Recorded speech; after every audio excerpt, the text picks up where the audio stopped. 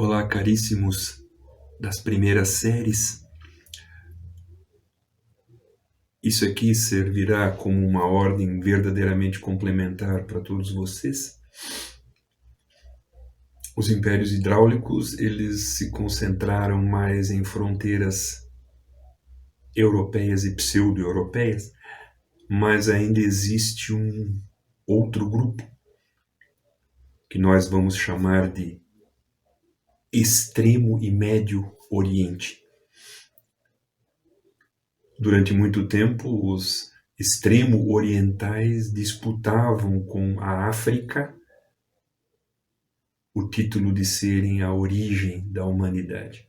Isso já acabou. A África é totalmente titular nesse sentido. Mas as civilizações asiáticas, elas são absolutamente geniais.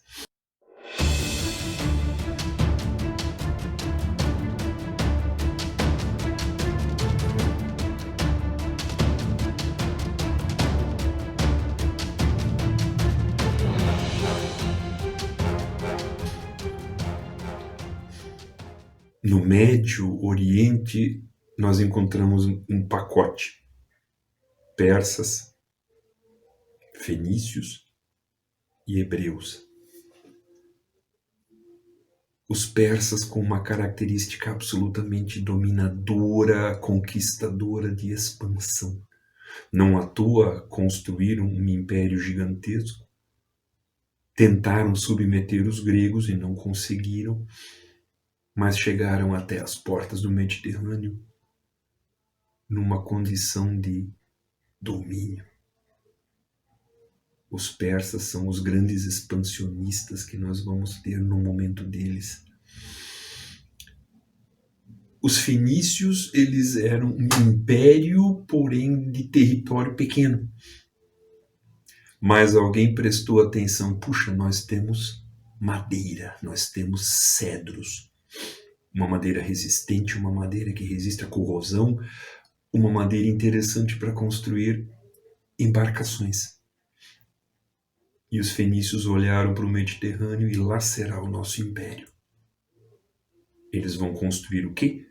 Um império marítimo, navegador, e um império comercial.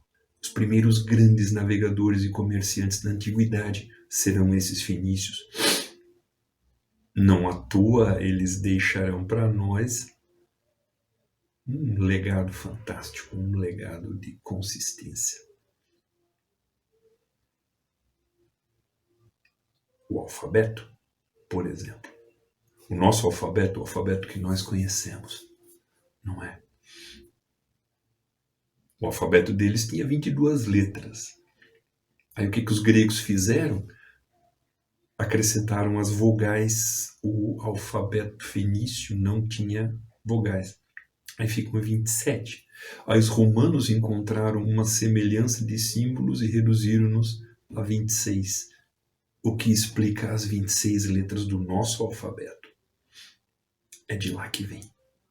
Eles colonizaram, eles travaram contatos com outras civilizações.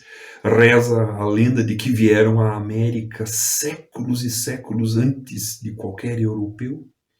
Mas isso ainda tem que ser provado. Tomara que seja provado. Tomara que seja provado. E além destes, os hebreus, que um povo escravizado, um povo que teve por guerras a busca daquilo que eles mesmos chamavam a Terra Prometida. E aí o grande personagem, Moisés, apresenta-se para nós como o mentor da busca desta terra chamada de Terra Prometida. Serão escravizados na Mesopotâmia, na Babilônia, o cativeiro babilônico, e depois o cativeiro no Egito, aonde lá Moisés será retirado das águas do rio Nilo, não à toa o nome dele. Moisés significa aquele que foi das águas retirado. E ele vai guiar, depois das pragas, os hebreus até a terra prometida. Por isso, os judeus celebram a Páscoa como sendo a saída do cativeiro do Egito. Os judeus não reconhecem Jesus, eles ainda esperam pelo Messias. Quando chegam ao determinado lugar, Moisés, depois de receber as tábuas da lei, já parte para a eternidade e organizam-se em 12 tribos. As tribos básicas, aonde Davi surge como referência, os profetas surgem como referência, Salomão é o grande elemento da sabedoria.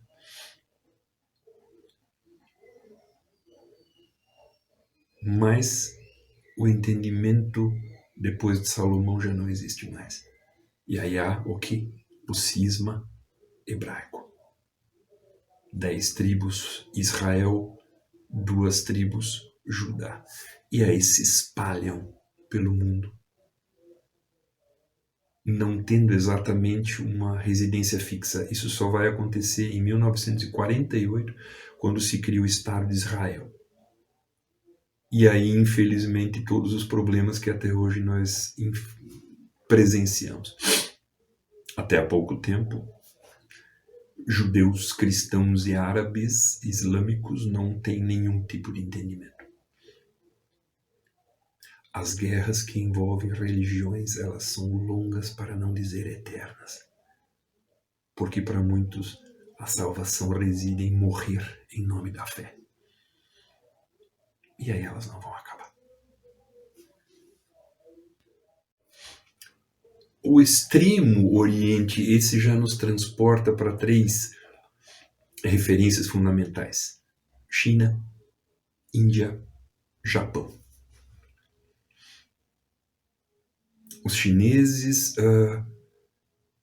por serem um grupo razoavelmente isolado, tiveram que criar soluções para problemas que porventura pudessem acontecer.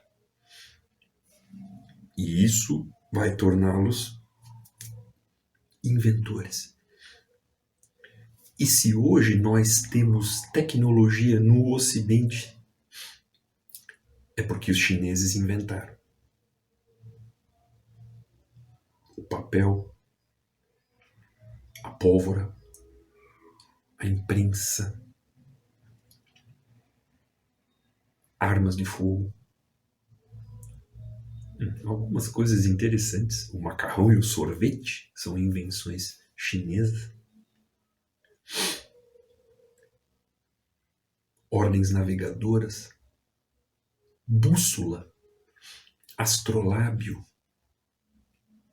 coisas que os europeus vão aproveitar largamente e que vão ser trazidas pelas caravanas comerciais e vão inundar o comércio existente. Um império de proporções grandiosas, um império agrícola e tecnológico ao mesmo tempo, gente que percorreu fronteiras que os europeus nem sonhavam, que tinham rotas comerciais grandiosas, criavam o bicho da seda e produziam um tecido fino, delicado e caro, e que por muito pouco não dominaram o mundo naquela época. Hoje, cuidado. Índia sempre vai chamar a atenção porque é um país de contrastes. Por quê? Porque eles têm lá uma sociedade entendida como uma sociedade de castas. Você nasce, vive e morre na mesma categoria social. Imobilidade social. E, ao mesmo tempo, fornecem para nós uma cultura milenar onde a cremação e as cinzas dos mortos são jogadas no rio Ganges para que lá elas atinjam o paraíso, a eternidade. Japoneses tiveram que ser mais inventivos ainda. Migrantes da Sibéria e da China ocuparam estas ilhas e, por ser um arquipélago, eles tiveram que buscar também soluções. Não à toa, hoje eles são os titulares absolutos da tecnologia mundial. O coração de qualquer equipamento é japonês. E agora surge uma teoria maravilhosa de que navegadores japoneses, embarcações do Japão, pelo Pacífico, vieram e colonizaram a América. E dessa maneira, contraria a teoria de Bering. Considerando a forma como essa situação procedeu, aguardemos as cenas dos próximos capítulos. Quanto mais, melhor. Ok?